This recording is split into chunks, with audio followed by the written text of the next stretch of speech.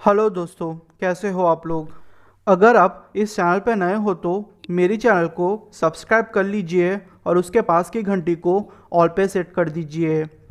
आज की सारी स्टोरीज़ वेंडिगो के बारे में है, तो उम्मीद करता हूँ कि आपको ये स्टोरीज़ पसंद आएगी। और हाँ दोस्तों, मैंने ये वीडियो बनाने में बहुत मेहनत की है, तो मैं चाहूँगा कि जितने भी लोग इस वीडियो को देखें अपने दोस्तों के साथ मेरी वीडियो शेयर कीजिए और मेरी वीडियो को लाइक कर दीजिए। और आपको कौन सी स्टोरी पसंद आई वो कमेंट बॉक्स में लिख दीजिए। तो चलिए शुरू करते हैं आज की कहानियाँ। ये बात मई 2008 की है, जब मैं और मेरे दोस्त अपनी अपनी फैमिलीज़ के साथ मिल के कैंपिंग पे गए थे। हम लोग तकरीबन 20 लोग थे। वैसे भी हमारी छुट्टियां चल रही थी, तो सोचा कि घूम आए। पहले कुछ दिन तो सब कुछ नॉर्मल रहा, पर चीज़ें धीरे धीरे बिगड़ने लगी। एक रात को मेरी आंख अचानक से एक आवाज़ से खुल गई। जब मैंने आंख खोल के आसपास देखा तो मेरे टेंट के आसपास कोई बड़ा सा जानवर यहाँ वहाँ घूम रहा था। सच बोलूँ तो मुझे थोड़ा डर लग गया था, क्योंकि वो जानवर बहुत बड़ा था, क्योंकि उसकी परछाई मुझे दिख रही थी। मैं पागलों की तरह टेंट के बाहर देखने को निकल गया। जब मैं बाहर निकला तो मेरे सामने एक विशाल सा दानव जैसा कुछ खड़ा हुआ था। वो दानव किसी भी एंगल से जानवर नहीं लग रहा था। उसका शरीर एकदम से पतला था और जगह जगह मांस के टुकड़े लटक रहे थे। उसके हिरन जैसे बड़े बड़े सींग थे और छोटे छोटे 2 सींग लगे हुए थे। समझ में नहीं आ रहा था कि इस जानवर को मैं क्या बोलूं।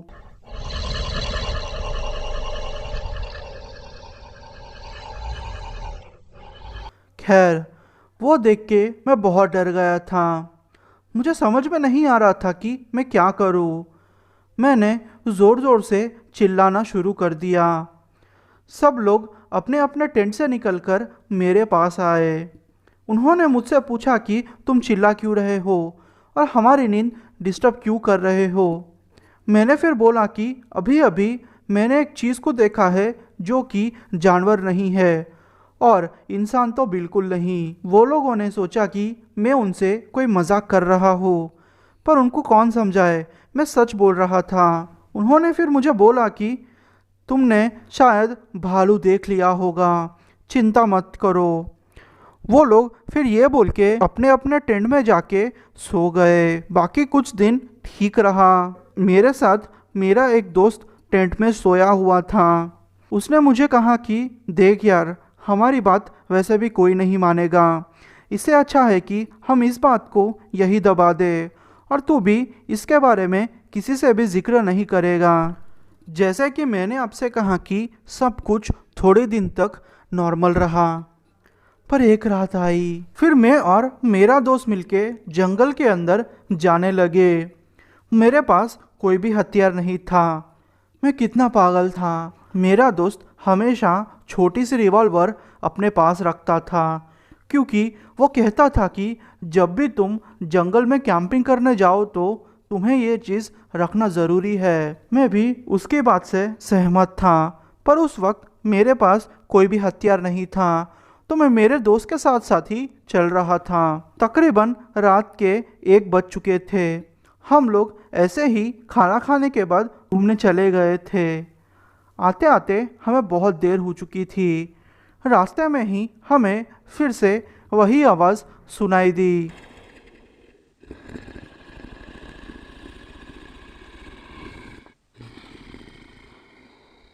वही मांस के सड़ने की बदबू आने लगी। मैं समझ गया था कि ये क्या है। ये उसी रात वाला दानव होगा। मैंने मेरे दोस्त से कहा कि यार, वो आ गया है, अब क्या होगा, वो हमें मार देगा यार, वो बहुत बड़ा दानव है। मेरे दोस्त ने कहा कि तू चिंता मत कर, सब कुछ ठीक हो जाएगा। हम ऐसे ही 1-2 कदम आगे गए होंगे कि वही बड़ा दानव हमारे सामने आ गया। उस दानव ने अचानक से मेरे ऊपर हमला कर दिया। उसने मुझे उठा के फेंक दिया। मैं बहुत डर गया था। मुझे बहुत चोटें लग गई थी। सच बोलूँ तो मेरे सर से खून निकल रहा था और मैं लगभग बेहोश होने वाला था। मेरे दोस्त ने सारी गोलियां उस पर मार दी। शायद उस दानव को एक दो गोलियां लग गई होंगी। वो दर्द से कर्राता हुआ जंगल में वापस चला गया। मेरे दोस्त ने मुझे उठा के फिर से टेंट तक लेके आया। अब मेरे फैमिली के लोग मेरी बातों पे भरोसा करने लगे थे। वो लोगों को मैंने कहा कि चलो यहाँ से हम चले जाते हैं, वरना आप में से किसी को इन सब चीज़ों का सामना करना पड़ेगा। मेरे घर वाले भी इस बार मेरी बात मान चुके थे। उन्होंने कहा कि तू सच कह रहा है। पहले तो वो लोगों को बहुत बुरा लगा कि उन्होंने मेरी बातों पे विश्वास नहीं किया। खैर, पर अब क्या करते। हम लोग उसी टाइम उस जगह से वापस आ गए। थोड़े दिनों के बाद मेरा वही दोस्त मेरे घर आया और मुझसे बोला कि उस घटना के बाद मैंने बहुत सारा रिसर्च किया। जब मैंने रिसर्च किया तो मुझे पता चला कि वो चीज़ वेंडिगो है। बिगफुट तो हो ही नहीं सकती, क्योंकि जैसी उसकी हरकतें थी और रूप रंग था, उसके हिसाब से हम लोग कह सकते हैं कि वो पक्का वेंडिगो था। वो सुन के मैं बहुत डर गया था। तब से मैंने कसम खा ली कि मैं कभी भी मेरी लाइफ में कैंपिंग करने नहीं जाऊंगा। ये घटना तब की है जब मैं और मेरा भाई दोनों मिलके जंगल में घूमने गए थे। हम लोगों को जंगल में घूमना बहुत पसंद था। हम लोग ऐसे ही चलते जा रहे थे। जंगल वैसे उस दिन थोड़ा शांत था। हम लोग थोड़ा आगे गए होंगे कि हम लोगों को एक गुफा जैसा कुछ दिखाई दिया। मैंने मेरे भाई से कहा कि भाई चलो अंदर चलते हैं, देखते हैं क्या है। हमारे पास सिर्फ एक टॉर्च थी। मेरे भाई के पीछे पीछे मैं उस गुफा के अंदर चला गया। हम जैसे ही थोड़े कदम गुफा में गए होंगे कि हम लोगों को मरी हुई चिड़िया दिखाई दी। कम से कम 50-60 चिड़िया मरी हुई थी। उनमें से आधे से ज़्यादा चिड़िया मरकर सड़ चुकी थी और बाकी चिड़ियों की हड्डियां दिखाई दे रही थी। और 2-3 चिड़िया तो ऐसी थी कि वो अभी अभी मरने ही वाली थी। वो नज़ारा देख के मैं बहुत डर गया। मुझे कुछ अजीब सा महसूस हो रहा था, पर मैं समझ नहीं पा रहा था कि मुझे ऐसा महसूस क्यों हो रहा है। मेरे भाई ने वो सब देखा और बदबू के मारे अपना नाक बंद कर दिया। मुझे भी बदबू आ रही थी। मेरे भाई ने कहा कि उसे ऐसा लगता है कि उसे कोई घूर के देख रहा हो। मुझे भी कई बार ऐसे महसूस हो रहा था। मैं बहुत डर गया था। मैंने मेरे भाई से कहा कि भाई चलो यहाँ से चलते हैं, वरना कुछ प्रॉब्लम हो जाएगी। मेरा भाई भी मेरी बात समझ चुका था। उसने कहा कि हाँ तू सच कह रहा है, हमें यहाँ से चलना चाहिए। हम लोग धीरे धीरे पीछे मुड़ के गुफा से बाहर निकलने लगे। तभी अचानक हमें पीछे से किसी के कदमों की आवाज़ सुनाई दी। हम दोनों भी इतना डर चुके थे कि हमारी हिम्मत नहीं हो रही थी कि हम लोग पीछे मुड़ के भी देखें। हम लोगों ने फिर ये डिसाइड किया कि हम लोग तेज़ी से गुफा के बाहर निकल जाएंगे और पीछे मुड़ के नहीं देखेंगे। हम लोग अब तेज़ी से गुफा के बाहर निकलना शुरू कर दिया। तकरीबन 2 मिनट में हम लोग गुफा से बाहर निकल गए। मेरे भाई ने कहा कि यार एक बार मैं पीछे मुड़ के देखता हूँ, मेरा मन बहुत है। मैंने उसे मना किया था, पर फिर भी वो पीछे मुड़ के देखने लगा। अब क्या करता, मैं भी फिर पीछे मुड़ के देखने लगा। जब मैंने पीछे मुड़ के देखा तो मैं शॉक्ड हो गया था, क्योंकि वो जानवर तकरीबन 12 फीट तक का ऊंचा था। उसे देख के तो कोई भी डर जाता। उसकी आंखें चमक रही थी और उसके सींग बहुत बड़े थे। वो कुछ मोटा जैसा कुछ दानव था। वो हट्टा कट्टा दानव था। मेरे भाई ने कहा कि वो एक वेंडिगो है, हमें जितना जल्दी हो सके उतना जल्दी यहाँ से निकलना चाहिए। वो वेंडिगो अचानक से चिल्लाना शुरू कर दिया।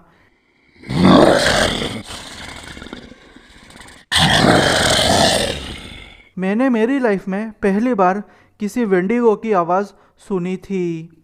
हम लोग फिर बहुत तेज़ी से हमारे घर की ओर निकलने लगे। शायद मैंने मेरी ज़िंदगी में इतना तेज़ कभी नहीं भागा होगा। मैं इतना तेज़ भागा और आखिरकार मेरे घर पहुंच गया। तब से मैंने कसम खा ली कि मैं कभी भी उस जगह पे नहीं जाऊंगा, रात के टाइम पे तो बिल्कुल नहीं। ये घटना मेरे साथ तब घटी थी जब मैं और मेरे दोस्त अपनी फैमिलीज़ के साथ कैंपिंग पर गए थे। हमारे पेरेंट्स सो चुके थे, इसलिए हम लोगों ने आग जलाई और हम लोग आग के आसपास बैठ के बातें करने लगे। तकरीबन आधी रात हो चुकी थी।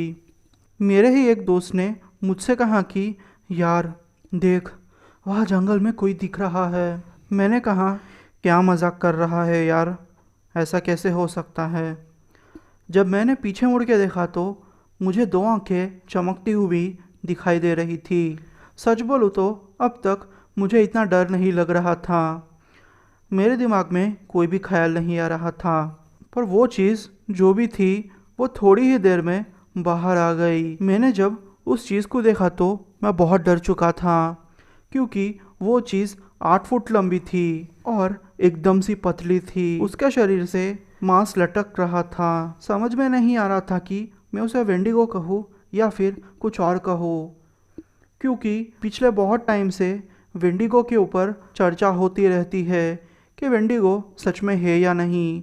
अगर आप वेंडिगो पर भरोसा नहीं करते तो ये बहुत अच्छी बात है, अगर आप करते हो तो भी कोई बात नहीं, पर मेरी फीलिंग मैं आपसे शेयर करना चाहता हूँ।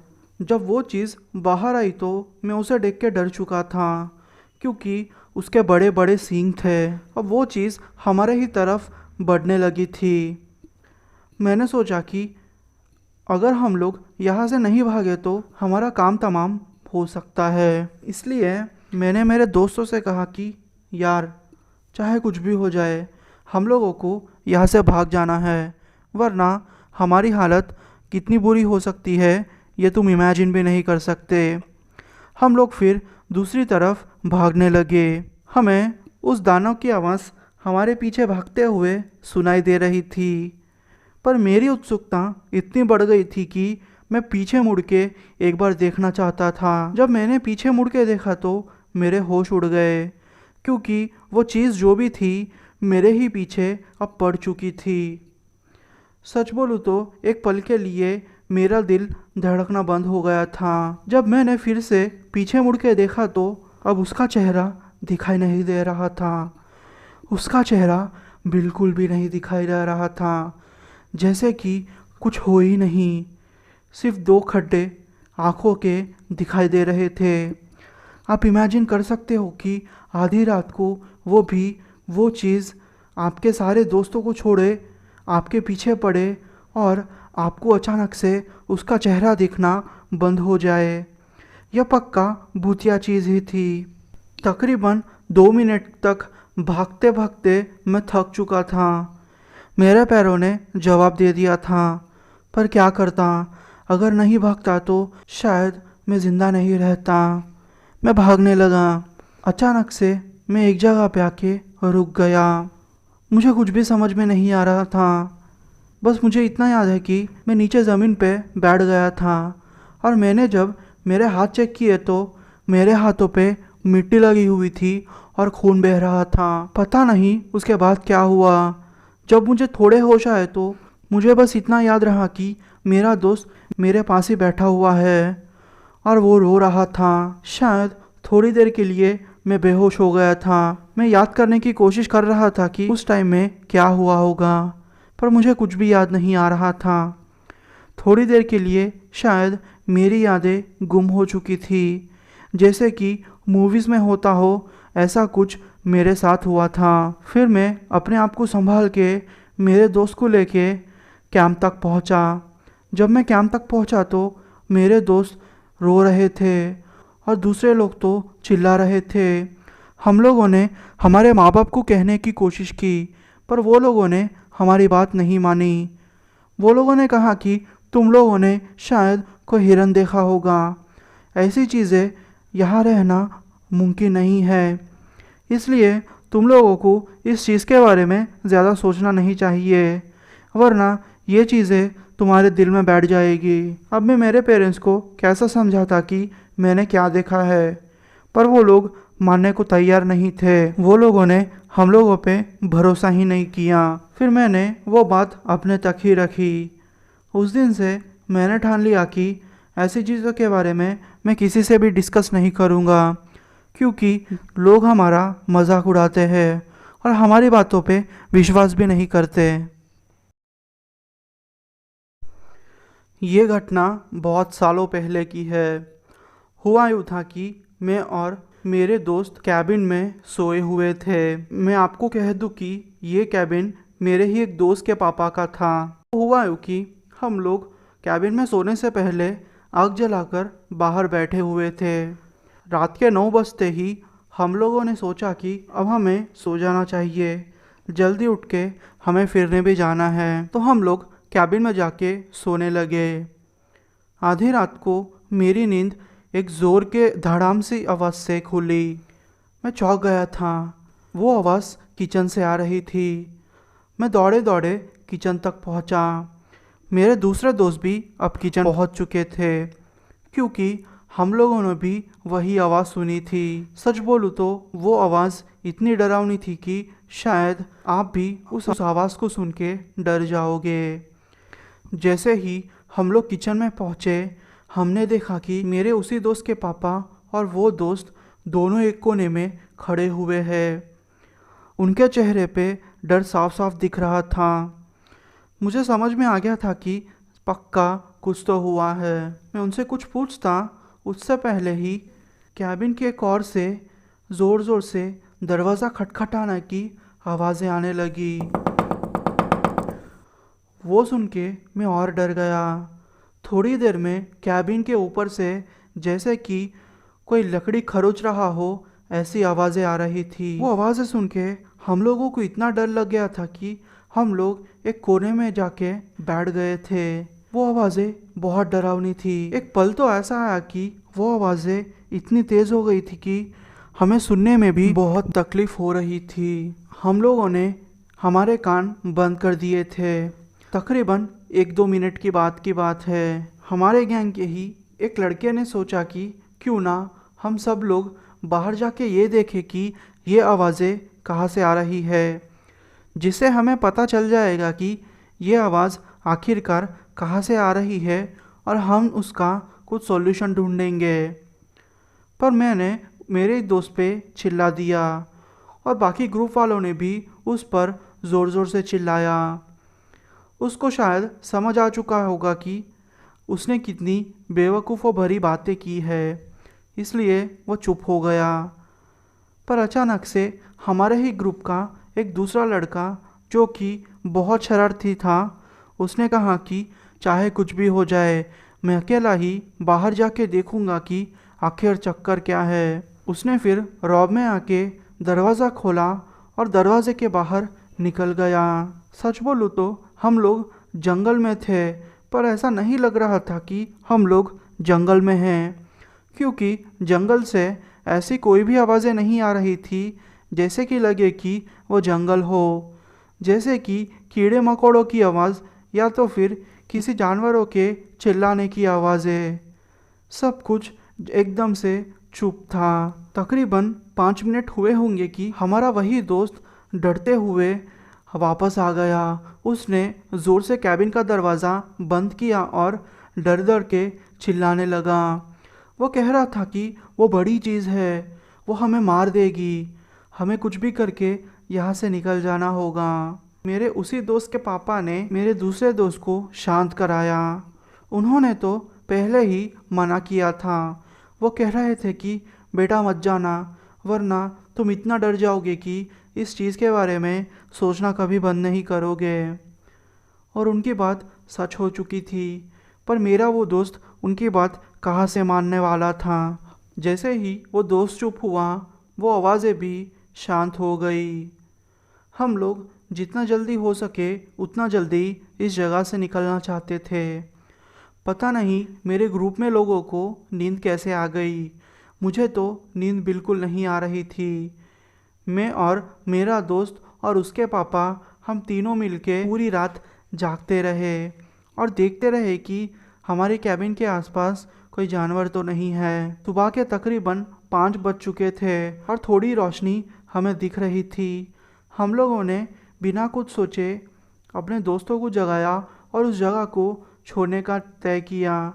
हम लोग 1 मिनट भी यह बिताना नहीं चाहते थे, इसलिए दूसरे दोस्तों को उठा के हमारा सामान लेके हम लोग हमारी कार की ओर बढ़ने लगे। मेरे उसी दोस्त के पापा ने अपनी कार चलाई और मैंने फिर उनकी कार का पीछा किया। तकरीबन 3 घंटे ड्राइव करने के बाद हम लोग हमारे घर पहुंच चुके थे। अचानक से उसी दोस्त के पापा ने एक बात बोली। उन्होंने कहा कि क्या तुमने वेंडिगो के बारे में कभी सुना है?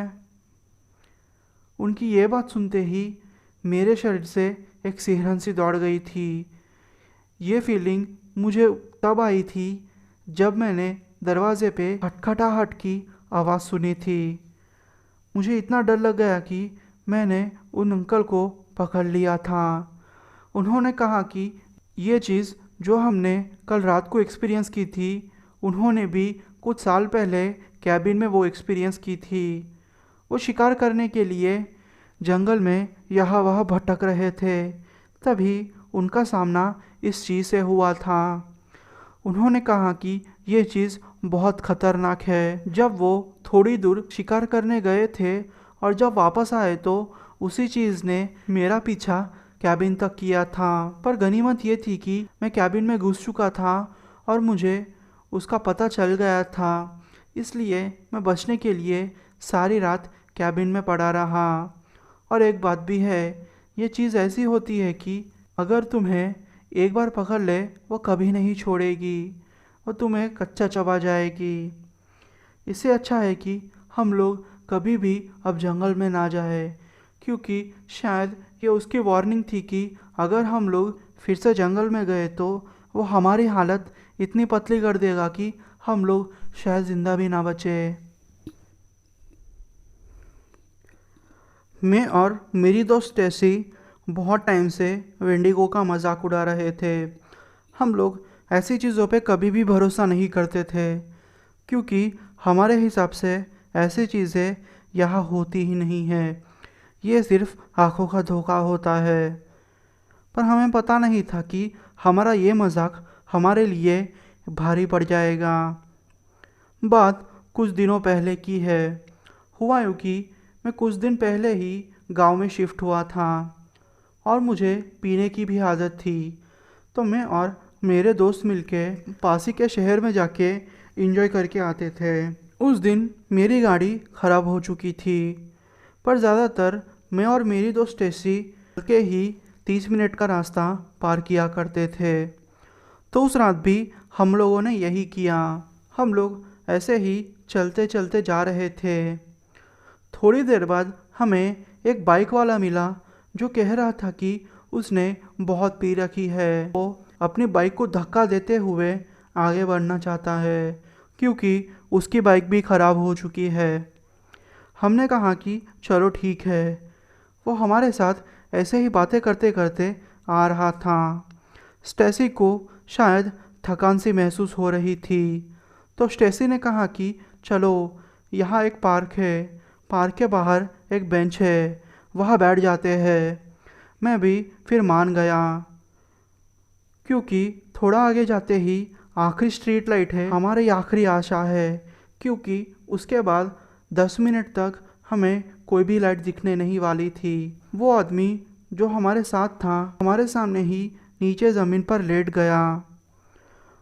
वो ऐसे ही सो रहा था। जैसे ही 2 या 3 मिनट हुए होंगे कि वो अचानक से उठ गया और बोला कि हम लोगों को अब यहाँ से चलना चाहिए। हम भी उसकी बातें मान गए। हम लोग फिर आगे बढ़ने लगे। हम लोगों ने फिर वो ब्रिज पार किया और वो स्ट्रीट लाइट तक पहुँच गए। वो हमारी आखिरी स्ट्रीट लाइट थी। हम लोगों ने फिर हमारे फ़ोन की टॉर्च चालू कर दी और आगे बढ़ने लगे। हम लोग ऐसे ही आगे बढ़ रहे थे कि वो बाइक वाला हमारे पास आया और अचानक से रुक गया। उसने अपना शरीर अब ढीला कर दिया था, जैसे कि वो मर चुका हो। सच बोलूँ तो 2 पल के लिए मैं इतना डर चुका था कि मैंने सोचा कि शायद हमारे साथ कुछ गलत होने वाला है। मुझे उस रात पता नहीं क्यों अंदर से ऐसा महसूस हो रहा था कि आज की रात पक्का कुछ गलत होने वाला है। स्टेसी ने कहा कि हमें अब उसे छोड़ देना चाहिए। हम लोग उसे छोड़ के आगे बढ़ने लगे। हम लोगों ने फिर 2 कदम आगे बढ़ाए और जब पीछे मुड़ के देखा तो वो बाइक वाला गायब हो चुका था। सच बोलूं तो उस पल मेरी इतनी सटक गई थी कि शायद मेरी जगह आप लोग होते तो आपकी भी हालत ऐसी ही खराब हो जाती, क्योंकि अगर वो आदमी हमारे सामने या फिर हमारे पीछे से भी जाता तो हमें आवाज़ आती और 10 सेकंड भी मुश्किल से हुए होंगे। तो वो आदमी कहाँ चला गया था, हमें कुछ भी समझ नहीं आ रहा था। हमने सोचा कि इससे अच्छा है कि हम लोग वापस घर चले जाए। हम लोगों ने फिर हमारे घर का रास्ता चुन लिया और हमारे घर के रास्ते पे ही बढ़ने लगे। हम जैसे जैसे मेरे घर के तरफ बढ़ते जा रहे थे, हम लोगों को वैसे ही डर लगने लगा था। अचानक से स्टेसी का फ़ोन बजा। उसकी बहन ने ये फ़ोन किया था कि उसने स्टेसी के बेडरूम में किसी को बैठते हुए देखा है। स्टेसी बहुत डर चुकी थी क्योंकि उसकी बहन अकेली उसके घर पे थी। तो उसने उसके दूसरे कज़िन को फ़ोन करके कहा कि जाओ तुम चेक करो वह क्या है। फिर उसके कज़िन ने जाके चेक किया तो पता चला कि उसके घर में कुछ भी नहीं है। शायद स्टेसी की बहन को भ्रम हुआ होगा। हम लोग फिर आगे बढ़ने लगे। तकरीबन 2 या 3 मिनट ही हुए होंगे। मुझे अचानक से अंदर से महसूस होने लगा कि अब मुझे जल्दी से भागकर अपने घर के अंदर घुस जाना चाहिए।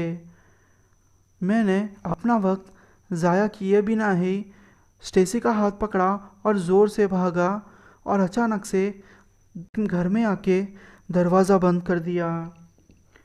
जब मैंने अपना दरवाज़ा बंद करा तो मुझे किसी जानवर के गुर्राने की आवाज़ सुनाई दी।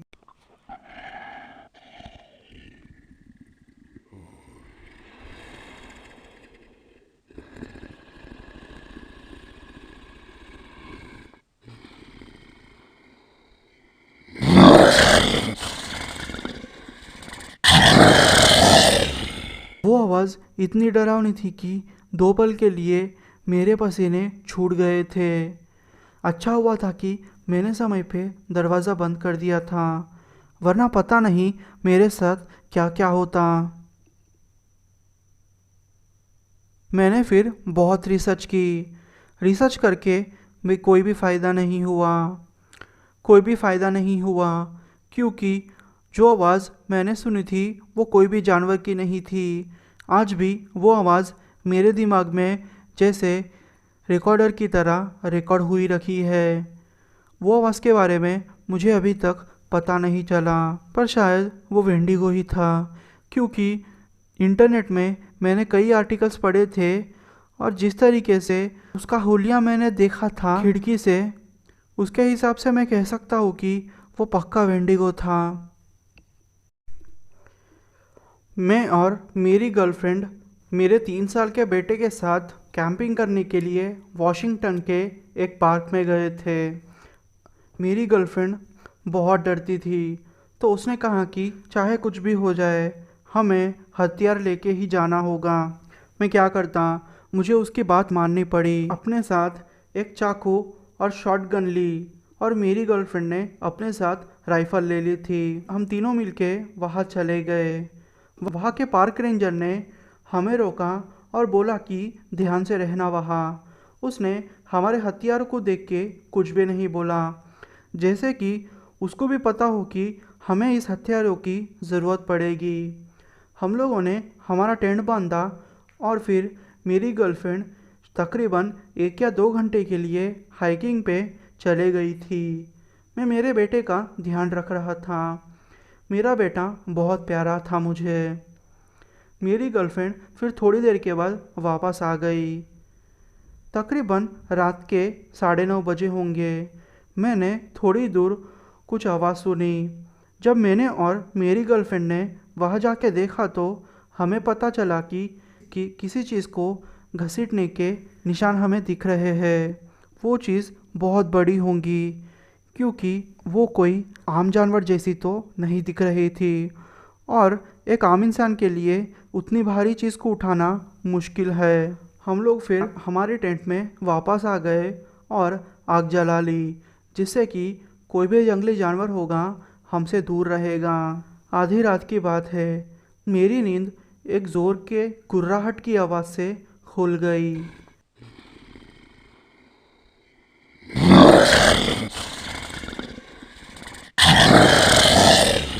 मैंने मेरी आंखें मली और जब ध्यान से देखने की कोशिश की तो एक बच्चे के रोने की आवाज़ आ रही थी।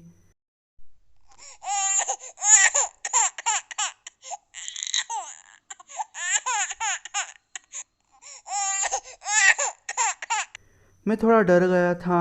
मैं फिर थोड़ा चौकन्ना होके टेंट के बाहर देखने लगा। तकरीबन 10 फीट दूर मुझे एक विशाल सा जानवर दिखाई दिया। वो मेरी ही तरफ देख रहा था। मैंने तुरंत ही अपनी शॉटगन ली और उस जानवर पे तान दी। मैंने उस जानवर पे 2 गोलियां चला ली थी। वो जानवर पर वहाँ से हिला भी नहीं। वह ऐसे ही खड़े रहा। उसके शरीर से खून निकल रहा था। उसकी हड्डियाँ दिख रही थी, जैसे कि अपने अंदर की हड्डियाँ होती है, छाती की हड्डियाँ, वो हड्डियाँ दिख रही थी। वो जानवर बहुत बड़ा था, तकरीबन 8 फीट का होगा वो मुझे ही घूर रहा था। सच बोलूँ तो उसकी वो आंखें देख के मुझ में डर जैसे बैठ गया था। मैं इतना डर गया था कि मैं 2 मिनट के लिए वही जम गया था। मेरी गर्लफ्रेंड को मेरे शॉटगन की आवाज़ सुन के नींद खुल गई। उसने कहा कि हमारा बेटा गायब है। मैंने जब मेरे बेटे को देखा तो मेरा बेटा वहाँ से गायब था, और अचानक से उस दानव ने कुछ बड़बड़ाना शुरू कर दिया। मैं आपको एग्जैक्टली बोल नहीं सकता कि उसने क्या बका, पर मुझे उसकी आवाज़ थोड़ी थोड़ी समझ में आ रही थी। वो कह रहा था कि मुझे और बच्चे चाहिए, मुझे और बच्चे चाहिए। वो आवाज़ सुनते ही मैं जैसे बेहोश हो गया। जब मेरी आँख खुली तो वहाँ के पार्क रेंजर्स और पुलिस वाले हमारे साथ ही हमको उठाने की कोशिश कर रहे थे। हम लोगों ने बोला कि हमारा बेटा गायब है, और हम लोगों ने रात में जो भी हमारे साथ घटा वो सब वो लोगों को एक्सप्लेन किया। वो लोग भी चौंके नहीं थे, जैसे कि वो लोगों को भी पता था कि जो भी हो रहा है सच है। उन्होंने फिर हमको दिलासा दिया कि वो हमारे बेटे को ढूंढ के ही रहेंगे। पर उनमें से एक आदमी था जिसकी उम्र तकरीबन 60 साल की होगी। उसने दूसरे एक पुलिस वाले के कान में कुछ बोला। पता नहीं उसने क्या बोला। हम लोगों को वही कैबिन में 3 दिन गुजारने पड़े। अचानक से 2-3 पार्क रेंजर्स आए और हमसे कहने लगे कि वो हमारे बेटे को ढूंढ नहीं पाए। मेरी गर्लफ्रेंड अब रो रही थी। हमने जब बाहर जाके देखा तो 2-3 पुलिस वाले ज़ख्मी हालत में वहाँ खड़े हुए थे। शायद वो लोगों का भी उस जानवर से सामना हुआ होगा। अब मैं मेरा बेटा खो चुका था। मैं खुद से नफ़रत करने लगा था। मेरी गर्लफ्रेंड अभी तक रिकवर नहीं हो पाई। अगर मैं उस टाइम पे ना डरता तो शायद कुछ कर पाता, पर अब फ़ायदा कुछ भी नहीं है। मेरा बेटा अब इस दुनिया में नहीं रहा।